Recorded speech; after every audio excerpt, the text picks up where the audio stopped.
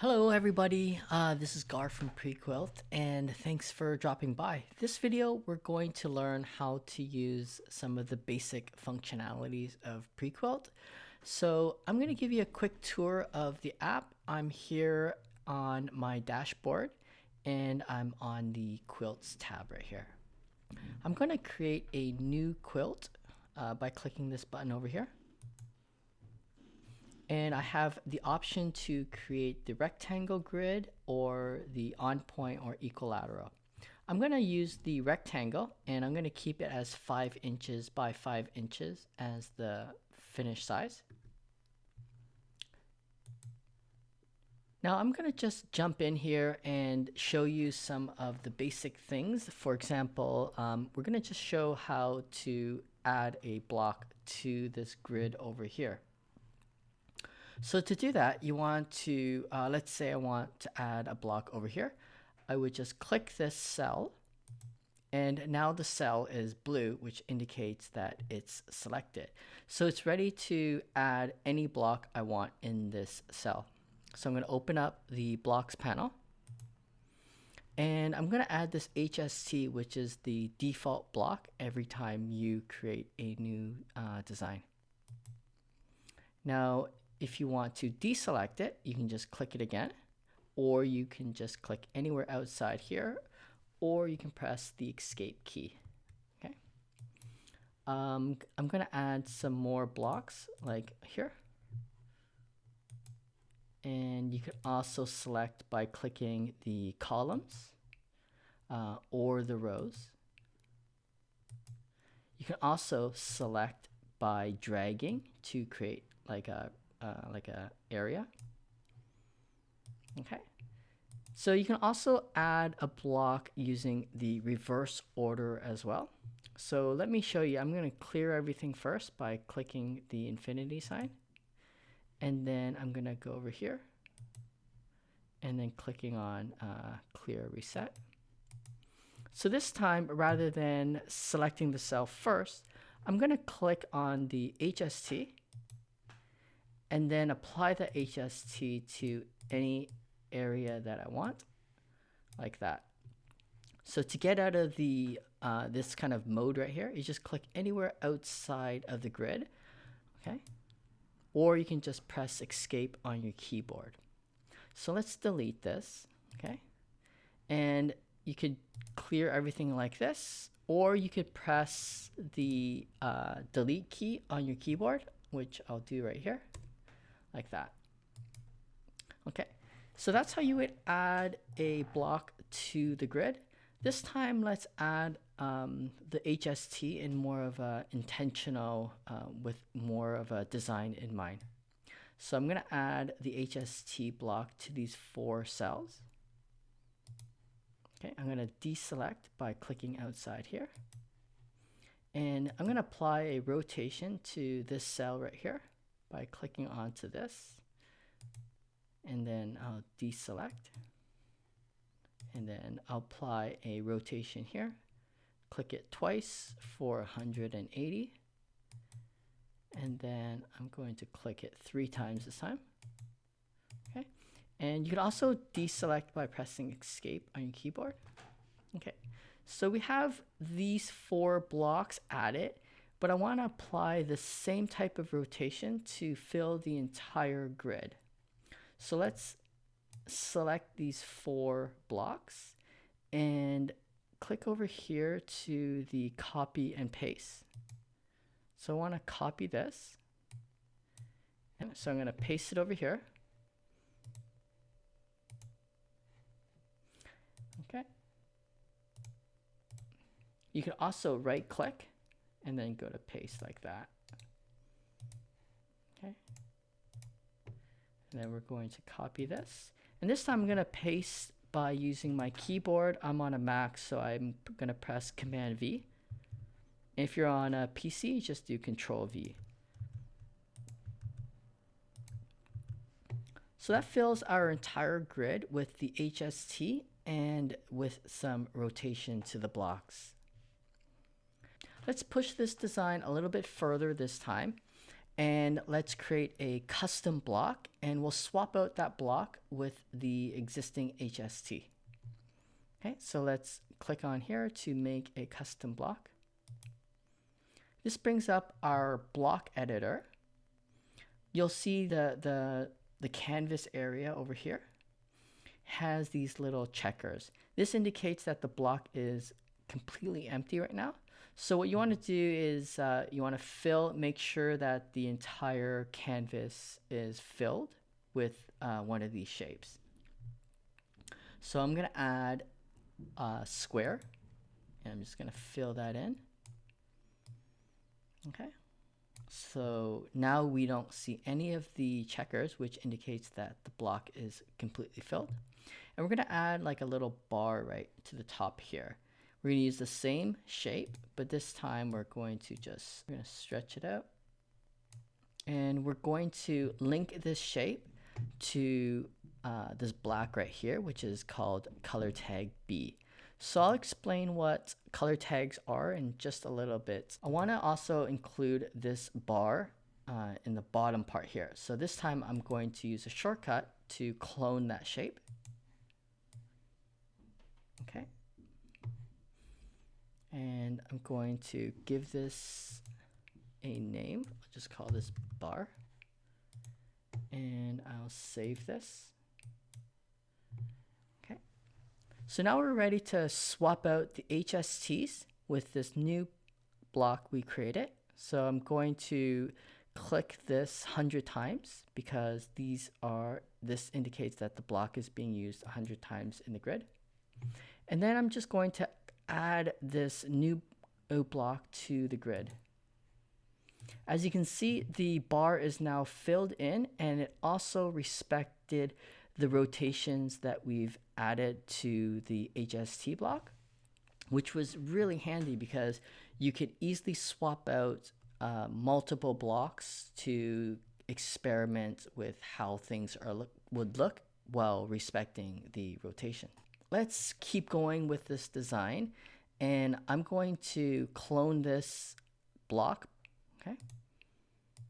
And I'm going to just do like a subtle change to the bar right here, changing the colors from black to something else.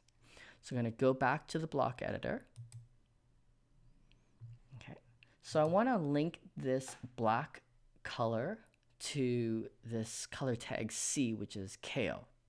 So I'm not too concerned about the colors right now. I just want to form this link between the shape and color tag C.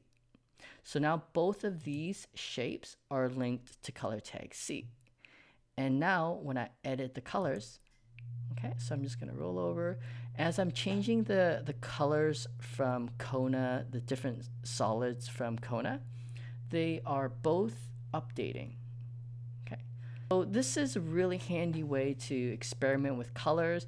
You're probably thinking that it's just two shapes, so it's not very significant, a lot of work to kind of manually change these. But let's say you had a block which was a lot more complicated with like 10 shapes that all share the same color. Using color tags would save you a lot of time because you would just have to change, as you're changing the colors, they would all update. So I'm happy with this new color that I chose. Okay, so I'm going to save this. And now I'm going to select these 4 cells right here and swap out the bars, the black ones with the pink ones. Okay, and I'm just going to do that for that as well. And then continue that like that. Okay, and I have enough rows that I've done that I could just drag to select these 1, 2, 3, 4 rows, and I'm going to copy them and then paste it and then continue to paste. All right, so this is coming along now, but I'm not really sure if I want these to be a square. I might want to see how it would look if it was more of a portrait mode. So I'm going to remove 2 of these columns. Okay. So I'm going to go to the grids panel, and I'm going to reduce the columns from 10 to 8. Okay, so it's going to remove 9 and 10 when I update it. Okay, and you can also insert columns at any time as well.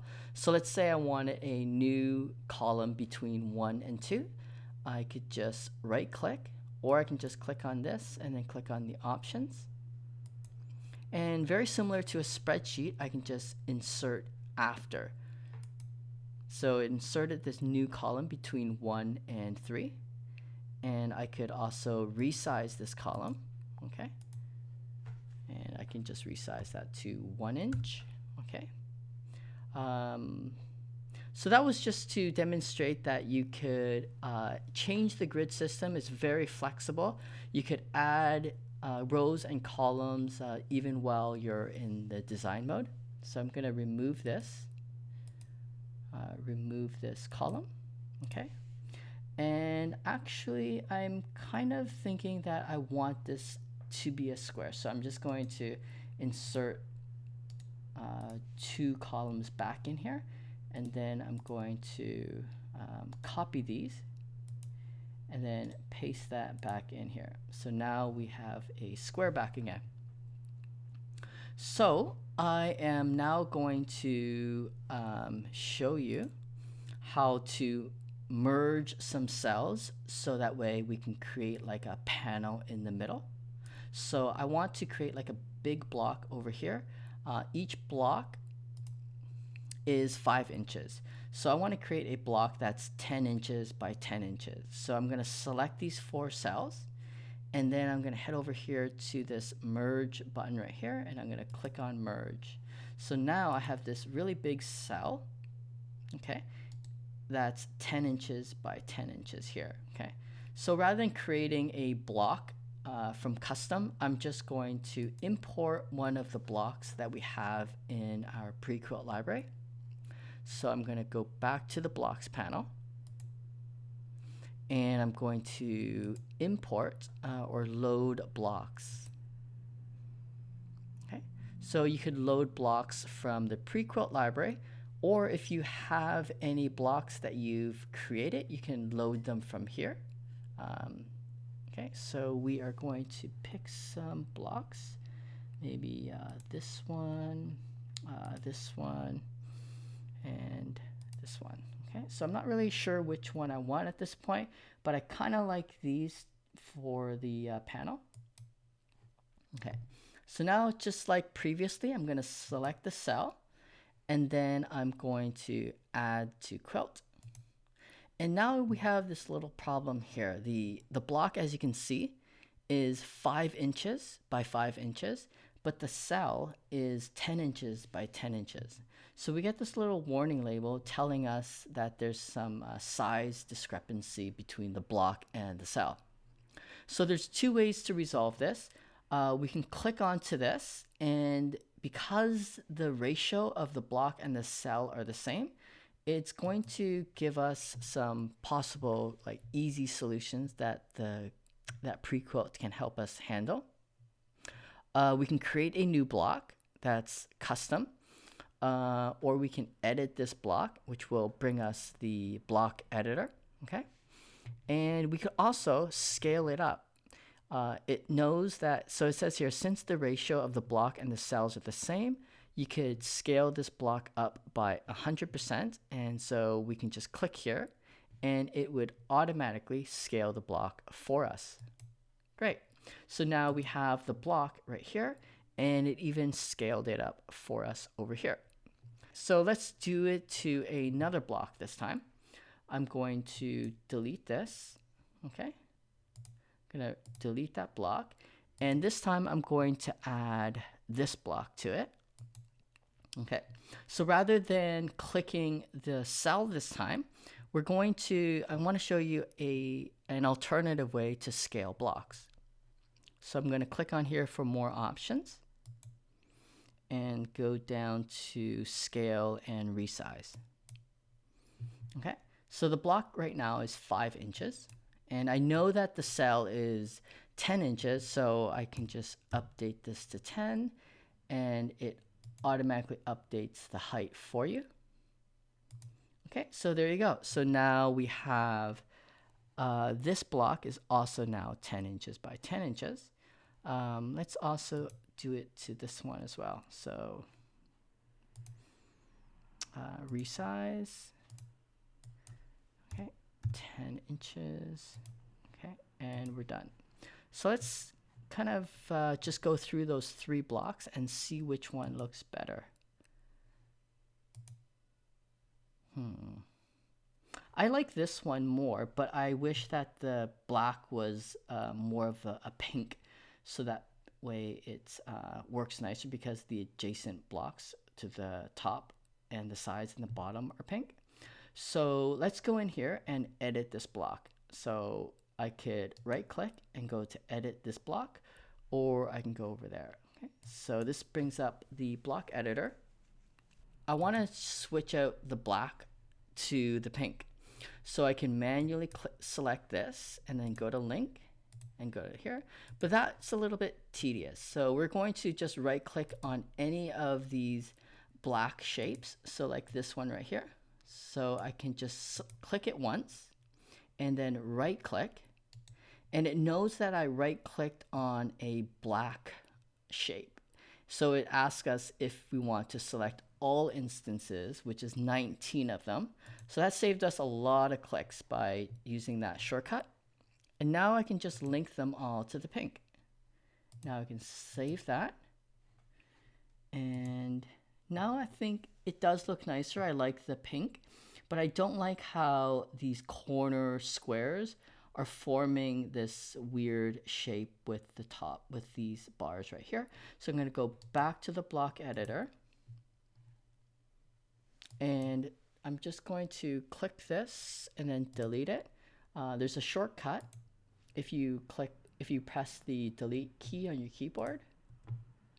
Okay, now I'm going to save this, and yeah, it's looking a lot nicer. I think we're almost there. I'm just going to add some binding and border, and then I think we're good. Gonna add maybe 0.5, and then going to make it black, and then we're gonna add like maybe, we'll just leave it 2 inches, and then leave it as white, and then I think I want this to be pink. Perfect. Okay, so now I'm going to save this. And I'm going to click onto the download image, and that gives us a preview of the design, so that way we could save this design as a JPEG. So I'm going to click onto the design, download design, and you can also download the list of all the blocks and the colors that you use. So we used 1, okay, of the Ant Suki's Choice, and 48 of the bars, the black one, and then 48 of these. Okay. I'm just going to do one more thing and then we'll wrap up the video. We're going to experiment with some of the colors here, and I like this white and pink and black, but I want to experiment and see what other color combinations I can come up with. So I want to clone this colorway, okay? And I'm just going to give the new colorway a name, experimenting, because I'm not sure what to do, what it's going to look like. Now when I click on the color randomizer, this is kind of refreshing. I like this blue. And I think I'm going to lock these and then see if the color randomization can come up with a different color to instead of this Kona Aruba. I like that. I think maybe it's a little too bright. I'm gonna go in here and manually override this. So this is the cheddar.